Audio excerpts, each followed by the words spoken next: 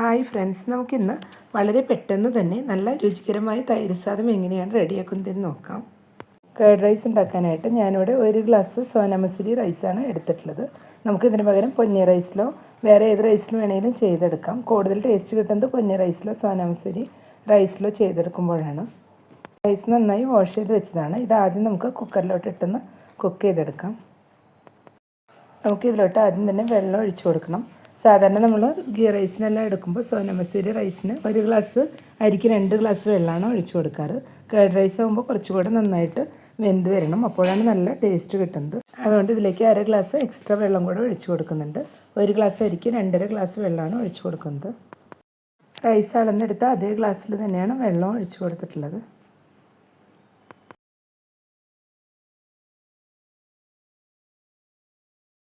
ഇനി ഇതിലേക്ക് ആവശ്യത്തിനുള്ള ഉപ്പും കൂടെ ചേർത്ത് കൊടുക്കാം. ഞാനിതിലേക്ക് 1 ടീസ്പൂൺ ഓയിലും കൂടെ ഒഴിച്ചു കൊടുക്കുന്നുണ്ട്. ഓയിലും കൂടെ ഒഴിച്ചു കൊടുക്കുമ്പോൾ റൈസ് വെന്ത് വരുമ്പോൾ നല്ല സ്മൂത്തായിരിക്കും. ഇനി നമുക്കിതെല്ലാം കൂടെ ഒന്ന് മിക്സ് ചെയ്ത് കൊടുത്ത് നന്നായി തന്നെ ഒന്ന് കുക്ക് ചെയ്തെടുക്കാം. കേർഡ് റൈസിലേക്ക് മിക്സ് ചെയ്യാനായിട്ട് ഞാനിവിടെ 2.5 ഗ്ലാസ് തൈരാണ് എടുത്തിട്ടുള്ളത്. റൈസ് അളന്നെടുത്ത അതേ ഗ്ലാസ്സിൽ തന്നെ 2.5 ഗ്ലാസ് തൈരാണ് എടുത്തിട്ടുള്ളത്. ഇതുപോലെ നമ്മൾ കുറച്ച് കൂടുതൽ തൈര് തന്നെ മിക്സ് ചെയ്ത് കൊടുക്കണം, അപ്പോഴാണ് കേർഡ് റൈസിന് നല്ല ടേസ്റ്റ് കിട്ടുന്നത്. നല്ല തിക്കായിട്ടുള്ള തൈരാണ് എടുത്തിട്ടുള്ളത്. നമുക്കിതിലേക്ക് ആവശ്യത്തിനുള്ള ഉപ്പ് ചേർത്ത് കൊടുക്കാം.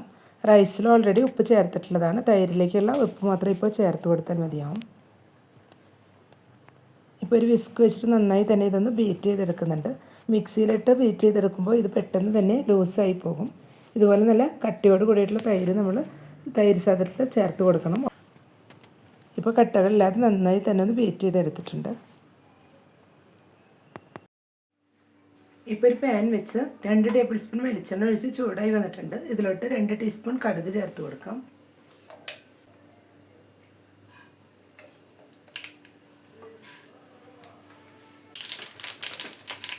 1 ടീസ്പൂൺ ഉഴുന്ന് കൂടെ ചേർത്ത് കൊടുക്കുന്നുണ്ട്. ഇപ്പോൾ ഇതെല്ലാം ഒന്ന് പൊട്ടി വന്നിട്ടുണ്ട്. ഇതിലോട്ട് 3 ഉണക്കമുളക് പൊട്ടിച്ച് വെച്ചതും കൂടെ ചേർത്ത് കൊടുക്കാം. ഇപ്പോൾ ഉണക്കമുളക് ഇവിടെ ഫ്രൈ ആയി വന്നിട്ടുണ്ട്. ഇതിലോട്ട് ഇനി 2 സവാള ചോപ്പ് ചെയ്ത് വെച്ചത് ചേർത്ത് കൊടുക്കുന്നുണ്ട്. 2 പച്ചമുളകും കുറച്ച് വേപ്പിലയും കട്ട് ചെയ്ത് വെച്ചതും കൂടെ ചേർത്ത് കൊടുക്കാം. പച്ചമുളകെല്ലാം ചേർത്ത് കൊടുക്കുമ്പോൾ നമുക്ക് എരിവിനനുസരിച്ച് ആവശ്യത്തിന് ചേർത്ത് കൊടുക്കാം.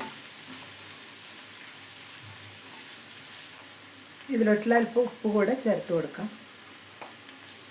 റൈസിൽ നമ്മൾ ഓൾറെഡി ഉപ്പ് ചേർത്തിട്ടുള്ളതാണ്. തൈര് ചേർത്ത് കൊടുക്കുമ്പോഴും ഞാനതിൽ ഉപ്പ് മിക്സ് ചെയ്തിട്ടാണ് ചേർത്ത് കൊടുക്കുന്നത്. അതുകൊണ്ട് ഇതിലേക്കുള്ള അല്പം ഉപ്പ് മാത്രമാണ് ഇപ്പോൾ ചേർത്ത് കൊടുത്തിട്ടുള്ളത്. ഇനി ഈ സവാള എല്ലാം ഒന്ന് ട്രാൻസ്പെറൻ്റായി വരുന്നവരെ ഒന്ന് വഴറ്റി കൊടുക്കാം. റോസ് സ്മെല്ലെല്ലാം ഒന്ന് മാറി വരണം. വീഡിയോ കണ്ടുകൊണ്ടിരിക്കുമ്പോൾ ഇഷ്ടപ്പെടുകയാണെങ്കിൽ ലൈക്ക് ചെയ്യാനും ഷെയർ ചെയ്യാനും സബ്സ്ക്രൈബ് ചെയ്യാത്തവർ സബ്സ്ക്രൈബ് ചെയ്യാനും മറക്കരുത്. കൂടെ തന്നെ ലൈക്കൺ ഒന്ന് പ്രസ് ചെയ്ത ശേഷം അതിലുള്ള ഓൾ എന്നുള്ള ഓപ്ഷൻ ഒന്ന് എനേബിൾ ചെയ്ത് കൊടുക്കണേ.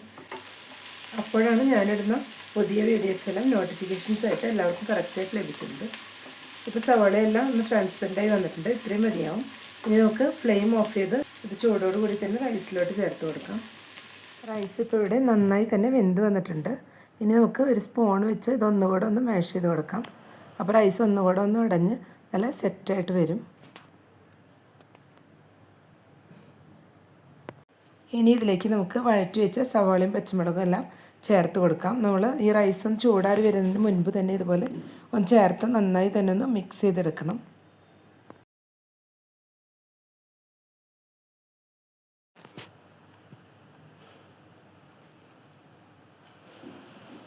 ഇപ്പോൾ എല്ലാം കൂടെ നന്നായി തന്നെ ഒന്ന് മിക്സ് ചെയ്ത് കൊടുത്തിട്ടുണ്ട്.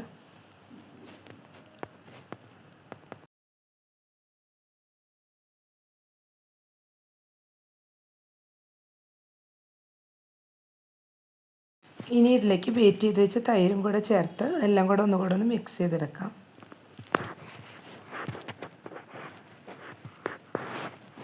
ഇതിലേക്ക് ഞാനിനി കുറച്ച് പൊമഗ്രനേറ്റും കൂടെ ചേർത്ത് കൊടുക്കുന്നുണ്ട്. ഇതും കൂടെ ചേർത്ത് എല്ലാം കൂടെ ഒന്ന് മിക്സ് ചെയ്തെടുക്കുമ്പോൾ നല്ല ടേസ്റ്റ് ആയിരിക്കും.